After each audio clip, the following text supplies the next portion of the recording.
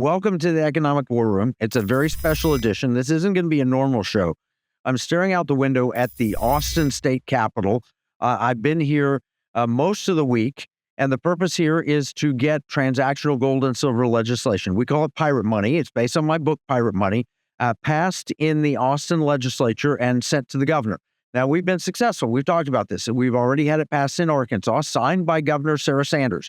We've already had it passed in Utah, vetoed by their governor, Spencer Cox.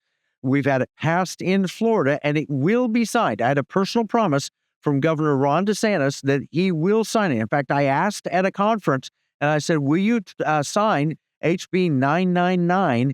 And have you received it yet? And he said, no, I haven't gotten it yet, but when I get it, I will sign it. And the room exploded with applause. People know what pirate money is. It's a project of the Economic War Room. You've been a big part of this through your prayers, your support, your encouragement, and so forth. Anyway, that's what we're doing here in Austin. We testified today in a state Senate Finance Committee. And in that committee, we had a lot of questions, and we have opposition from the banks and the bankers. You know this journey. It started a few years ago, and we've learned so much about the legislative process. 2 years ago, we tried this in Austin in Texas, and we got it out of committee, but we didn't get a hearing in the House final hearing. They didn't read it. And as a result, they didn't vote on it and send it over to the Senate. This year, we got a hearing in the House State Affairs Committee. It passed out. It went onto calendars. It went from calendars to the full House floor. It got voted out of the House. And today, we testified in the Senate Finance Committee. That's further than we've ever gone in Texas. It's a part of the normal process. And what I want to share with you today is this legislative process is so crazy. Now, I think of myself as an educated person. I'm politically savvy. I've been around politics for most of my life. I've worked in the Congress. I've worked with agencies. I've worked in Washington. I've worked internationally, visited Moscow and Brussels and Cairo, Egypt, doing work internationally. And yet, if you think that our legislative process is simple, it's not. Even for someone who's had the background that I've got. If you think this is like Schoolhouse Rock, it's not. I'm just a bill, just an ordinary, that's not how it works. There are backroom deals. There are horse trading. There's so much that goes on to kill a bill, and people fund and support to do things. It's intrigue. It's manipulation. Gosh, they should make a TV show out of this. Oh, I guess they have made a lot of them. It's kind of like Game of Thrones or something. But there are some patriots, real ones, in the state government and the federal government that are making a very real difference for the right reasons, defending you. I love our nation. I love America. I think it's a phenomenal country, and I'm glad to have a voice at the people level. But I'm going to tell you, it is an economic war. It's a battle.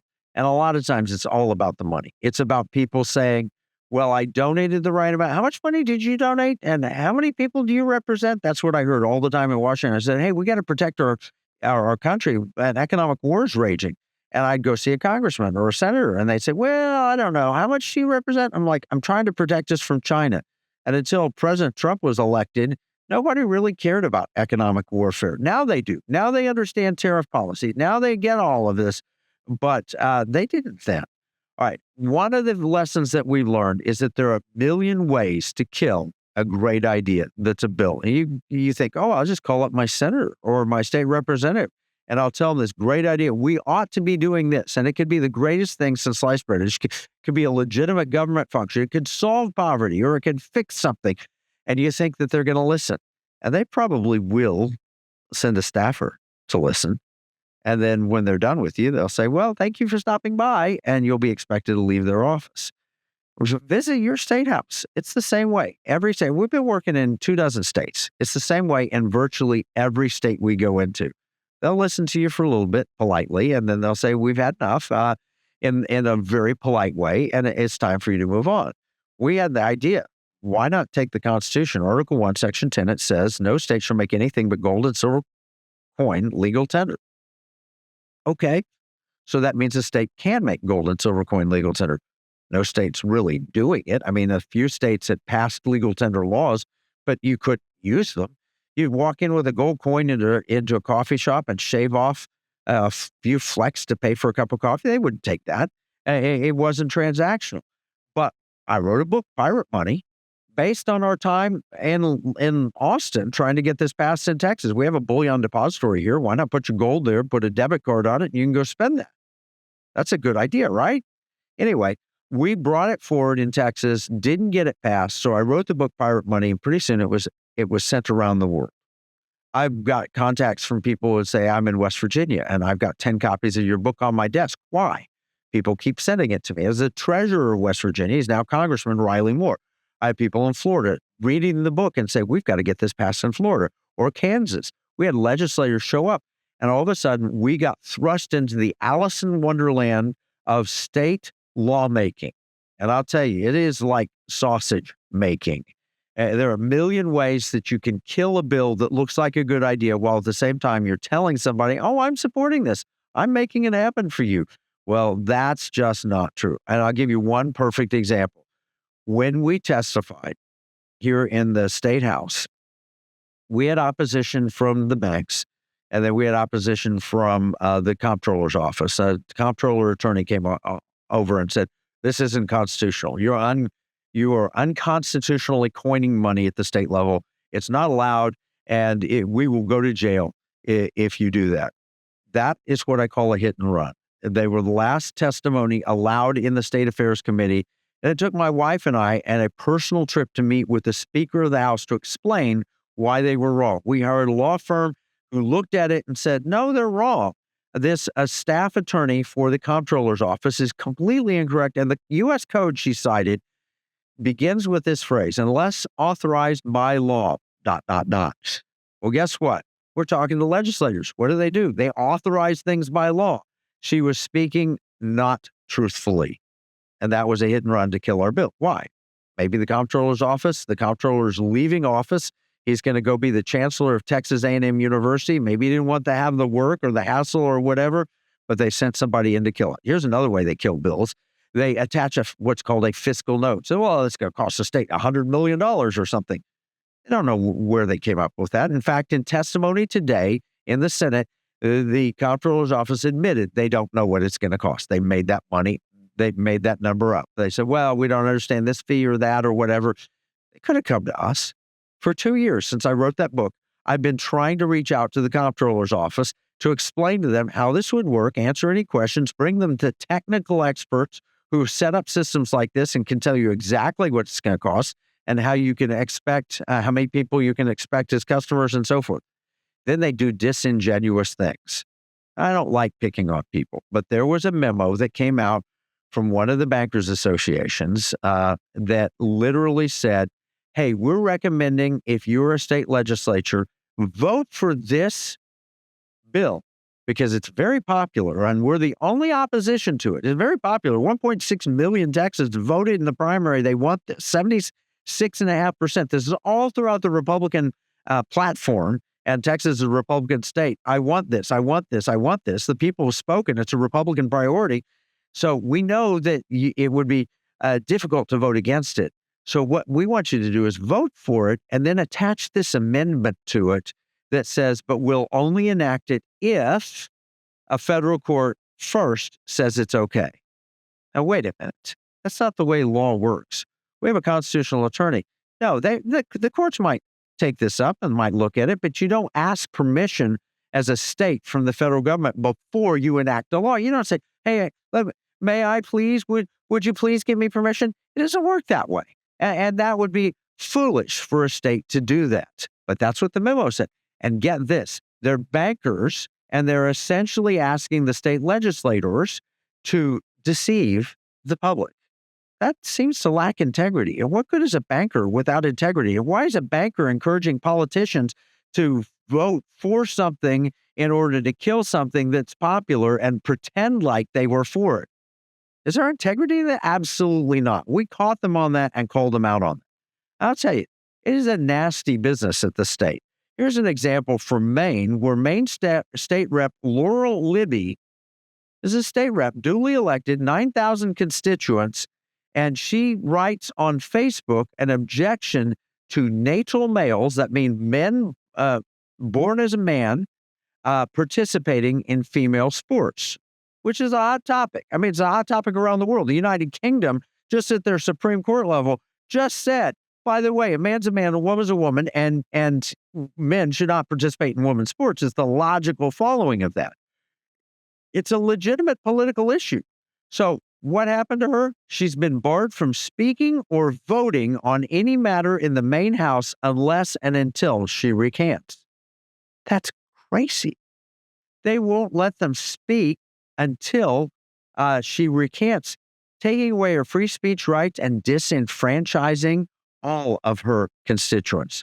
That's outrageous. This is in CatholicVote.com. It says Maine Rep Laura Libby barred from State House floor after opposing boys in girls' sports. These are the ways that they silence you. They don't want the voice of the people. Good news. The voice of the people still can be heard, but only if we stand up and we demand our rights. A federal judge actually looked at that case and ruled late April that legislative immunity shielded the speaker's actions and that the temporary nature of the punishment undermined claims of constitutional harm. That's getting into really dangerous territory because speech is not free when a simple majority can silence a member of the minority party. And that is from the state rep, Laurel Libby. That's her comment. And look, as soon as a majority gathers power, you think they ought to be able to silence the minority? I think the Democrats would be opposed if the Republicans who control Congress, both houses and the White House, all of a sudden said Democrats can no longer vote because we disagree with them on one issue or another. The courts must stand up to this abuse of power, which contradicts the very rationale for representative democracy. This is Laurel Libby. Look, how they manipulate you, take advantage of you, is they have all these rules, and it's Robert's Rules of Order. If you want to participate at the state level, we can teach you a lesson on how to do that. It requires getting to know the leadership and the importance of leadership. Getting to know the rules that they follow. Robert Rules of Order is very important. I remember our bill came up and they said, point of order, Mr. Speaker.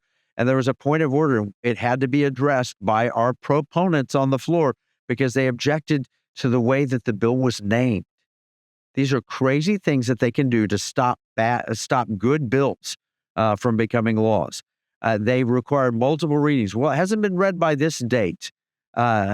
It hasn't been done by this date. It has to go through this committee. It's got to get placed on the counter.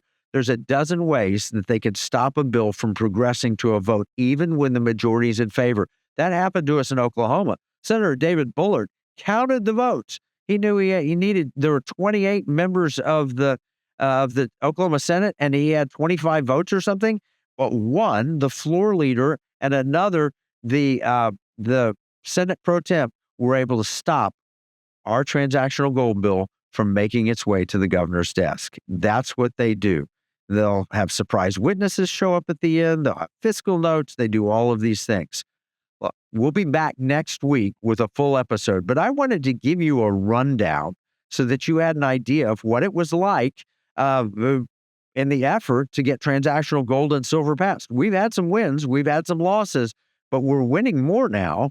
And we've got the momentum on our side, and we're watching the opponents, the bankers primarily, backing up and say, well, we might let you have this if you promise not to ask for this. Well, that's a sure sign we're winning, isn't it? All right. We'll be back next week with a full episode. In the meantime, remember what we see as a marketplace, even a state legislature, our enemies, they view it as a battle space. This is Kevin Freeman from the Economic War Room. In uncertain times, finding stability in the economy can feel challenging. But what if you could navigate economic volatility while honoring your biblical values? At Timothy Plan, they believe this balance is possible. Timothy Plan filters its volatility-weighted ETFs and family of mutual funds through a biblical pro-life and pro-family lens, so you can see competitive returns and moral responsibility, helping you to weather the economic storms. With Timothy Plan, align your investments with your values while adapting to our ever-changing culture. Since 1994, Timothy Plan has been recognized leader in biblically responsible investing. Timothy Plan, your bridge between faith, finances, and the future. Visit timothyplan.com or call 1-800-TIM-PLAN or 1-800-846-7526. Investing includes risk, including possible loss of principal. Before investing, carefully consider a fund's investment objectives, risks, charges, and expenses contained in the prospectus available at timothyplan.com.